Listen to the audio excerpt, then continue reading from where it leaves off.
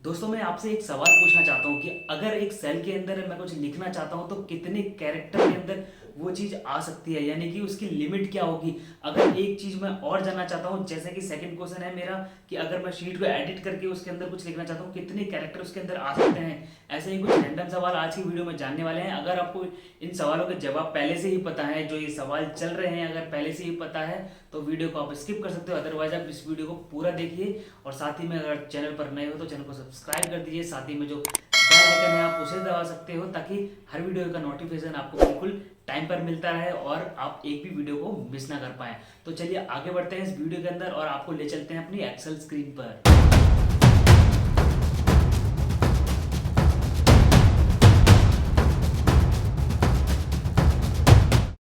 तो दोस्तों सबसे पहले वाले जो फैक्ट है वो रहने वाला है कि अगर मुझे पता करना है कि नंबर ऑफ रोज़ कितने हैं इस एक्सेल के अंदर, तो आपको सिंपल ही तरीका क्या करना है, आपको सबसे नीचे चले जाना है। ये तो बिल्कुल एक बेसिक चीज़ है जो कि 10,48,576, हमें ये चीज़ का आंसर मिल चुका है। अब हम बढ़ लेते हैं नंबर ऑफ़ कॉलम्स पे।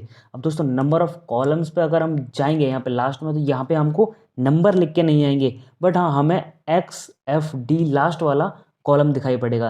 तो इसका मतलब क्या है, ये कितने हैं। तो इसको देखने का एक तरीका होता है, वो मैं बता देता हूँ आपको। यहाँ पे आप 1 लिखिए, उसके बाद में आप +1 कर दीजिए यहाँ, और उसके बाद में यहाँ से लेकर राइट फिल कर दीजिए।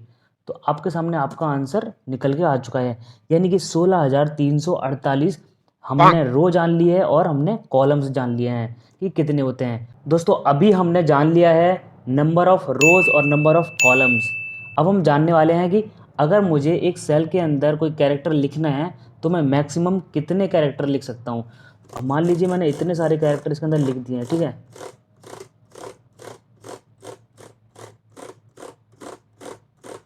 आपको क्या लगता है कितने सारे कैरेक्टर इसके अंदर लिखे जा सकते हैं। तो दोस्तों इसका सिंपल सा जवाब है, वो मैं आपको बताना चाहूँगा। इसके अंदर हम लिख सकते हैं 32,767, यानी कि इतने कैरेक्टर हम इसके अंदर लिख सकते हैं। दोस्तों अगले फैक्ट की तरफ बढ़ते हैं, जो कि है मुझे अगर मान लीजिए एक शीट है, उस शीट को नाम को एडिट करना है और मुझे ये शीट का नाम बहुत ज़्यादा कैरेक्टर हैं, बट उसे मुझे ये पता करना है कि मैक्सिमम मैं कितने कैरेक्टर इसके अंदर एंटर कर सकता हूँ। तो उसका सिंपल सा आंसर होने वाला है 31 कैरेक्टर आप इसके अंदर कर सकते हो। दोस्तों अब बढ़ लेते हैं अगले फैक्ट की तरफ, जो है हमारा, अगर मुझे ये जानना है कि एक्सेल के अंदर जो मैं कलर करता हूँ वो कलर कितने हो सकते हैं, उनकी क्या संख्या है। तो दोस्तों मैं आपको बता देना चाहता हूँ, ये आंकड़े बहुत ही हैरान करने वाले हो सकते हैं आपके लिए, क्योंकि इसके अंदर होते हैं 16 मिलियन कलर, यानी कि 1,06,00,000 कलर्स होते हैं एक्सेल के अंदर।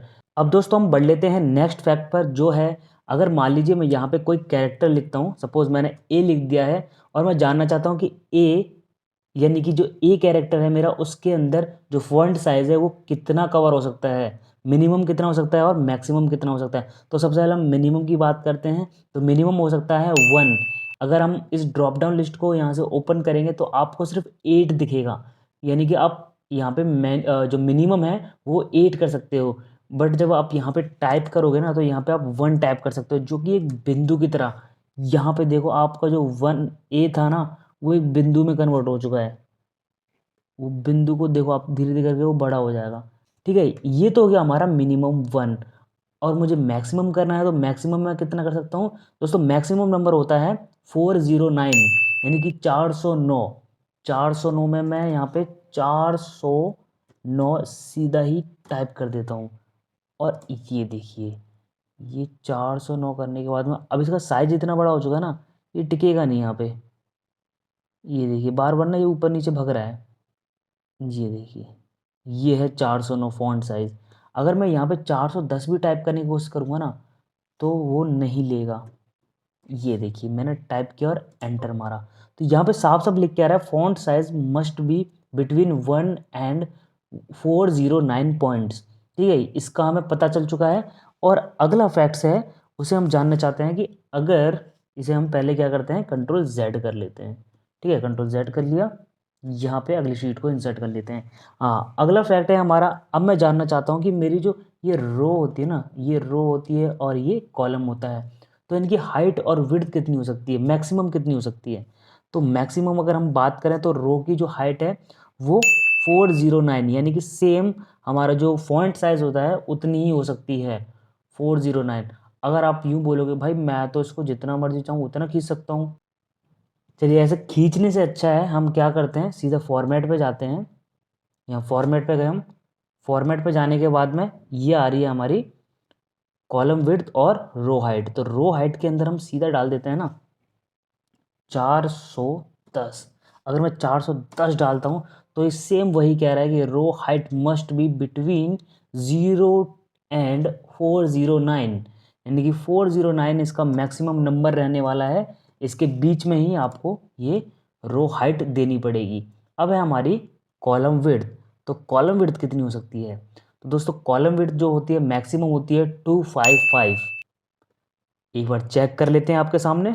ये कॉलम विड्थ पे मैं गया, यहाँ पे मैं डालता हूँ 256, यानी कि मैंने एक नंबर को बढ़ा के डाला है। अगर मैं 5.1 में डालता हूँ तब भी आप रिजल्ट देख सकते हो। ये कह रहा है कि column width must be between 0 and 255 characters.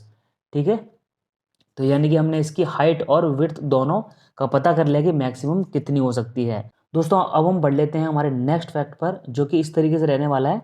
Suppose मान लीजिए मैं कुछ यहाँ पे लिखता हूँ, लिखने के बाद में मैं यहाँ पे अल्ट एंटर मारता हूँ, यानी कि इसे कहते हैं हम लाइन ब्रेक। ठीक है, तो लाइन ब्रेक करते करते मान लीजिए मैं बहुत सारी लाइन ब्रेक कर देता हूँ, बट मुझे जानना है कि मैक्सिमम मैं यहाँ पे कितनी लाइन ब्रेक करके एक ही सेल के अंदर कोई चीज़ लिख सकता हूँ। तो दोस्तों उस लाइन ब्रेक की जो सीमा रहने वाली है, जो लिमिट्स रहने वाली हैं, वो है 253, यानी कि 253 टाइम आप लाइन ब्रेक कर सकते हो। ठीक है, अब हम बढ़ लेते हैं हमारे नेक्स्ट फैक्ट पर, जो रहने वाला है कि अगर मान लीजिए मुझे इसको जूम करना है, ठीक है, यानी कि जूम आउट करना है और जूम इन करना है, तो उसका मिनिमम और मैक्सिमम कितना क्राइटेरिया होना चाहिए और कितना हो सकता है। तो मिनिमम की बात करें तो 10% हो सकता है और मैक्सिमम की बात करें तो 400 हो सकता है। तो आजमा लेते हैं एक बार। ये आपके सामने स्केल दिख रहा है, इसको आप यहाँ से नीचे लेके आइए, तो सबसे जब कोने में आओगे तो आपको 10 दिखेगा। ठीक है, 10 से नीचे आप जा ही नहीं सकते हो, बस ये लास्ट हो चुका 10। अब आप जूम करिए इसे, आप यहाँ से लेके आइए इसे, आप कोने में बिल्कुल शिफ्ट कर दोगे तो यहाँ पे आपको देखने को मिलेगा ये 400 तक पहुँच चुका है। 400 के बाद नहीं आगे बढ़ेगा। ठीक है, इसे हम वापस से 100 पे कर लेते हैं। ये हो गया हमारा 100। अब हम बात कर लेते हैं हमारे नेक्स्ट फैक्ट के ऊपर, यानी कि जो नेक्स्ट फैक्ट है, मैं क्या करता हूँ कभी कभार, मैंने क्या किया, कोई काम किया, ठीक है, ये देखिए मैंने इतना सारा काम कर दिया और उसके बाद में मैंने एक साथ सबको डिलीट कर दिया। अब डिलीट करने के बाद में हमारे पास एक कमांड हुआ करती थी, ठीक है, जो कमांड थी कंट्रोल जेड। अब मैं उसको कंट्रोल जेड करके सारे काम को वापस ला सकता हूँ।